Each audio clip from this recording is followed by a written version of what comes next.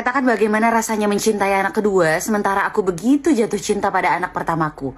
Kira-kira begitu kalimat yang bikin heboh jagat sosial media akhir-akhir ini. Tentu aja kalimat ini bikin marah banyak orang, seolah-olah anak kedua itu tidak seistimewa anak pertama, yang bisa dicintai secara spontan, naluriah, tanpa syarat. Udah, itu yang bawa batu, bawa gesper, siap-siap mau berantem. Kita tarik nafas yang panjang dulu, dan kita bahas dengan tenang. Ini adalah sebuah kenyataan pahit, tapi harus kita bahas. Jangankan anak kedua, banyak orang tua yang bahkan gak tahu bagaimana caranya mencintai anak pertamanya dengan baik. Tentunya ada orang tua yang begitu melihat anaknya lahir langsung jatuh cinta secara naluriah alamiah tanpa syarat. Tapi gak sedikit juga orang tua yang ketika anaknya lahir bingung dulu, ngerasa gak berdaya dulu, baby blues dulu, pengen menghilang dulu, gak tahu harus bagaimana dulu. Seiring berjalannya waktu, pelan-pelan mereka belajar mencintai anaknya dengan baik. Ini kenapa aku nggak marah sama pernyataan bagaimana cara mencintai anak kedua? Karena ada kesadaran di situ bahwa dia memiliki perasaan ini yang berpotensi untuk membuat dia bersikap nggak adil kepada anak-anaknya. Artinya dia menyadari bahwa ada permasalahan di dalam dirinya dan mencari solusinya. Selama dia masih berusaha mencari solusi, saya yakin bakalan ketemu. Karena banyak orang tua yang sejak awal tidak mempertanyakan perasaan itu.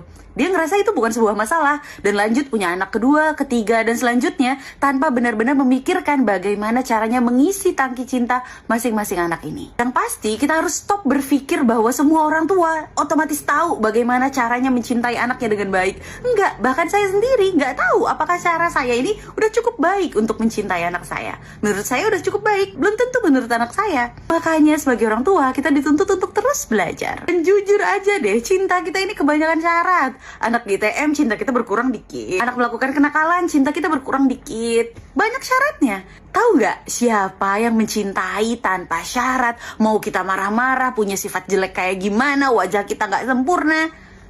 Anak. Cinta mereka selalu tulus, apa adanya. Mau ibunya habis marah-marah, bentak-bentak, mereka datang lagi, minta peluk lagi. Kita harus belajar sama anak-anak bagaimana caranya mencintai dengan tulus. Jadi gak apa-apa banget kalau saat ini kamu gak tahu bagaimana caranya mencintai anak kedua. Ketika dia lahir, belajarlah cinta dari dia. Makanya gak apa-apa, pertanyaan-pertanyaan konyol kita tentang menjadi orang tua itu gak apa-apa diucapkan, supaya kita belajar mencari cara yang paling benar untuk mencintai anak kita. Masalahnya kalau dituliskan di sosial media, ya netizen punyanya pendapat masing-masing. Other than that, kita orang tua berkewajiban kok memang belajar bagaimana caranya mencintai anak-anak kita dengan lebih baik lagi.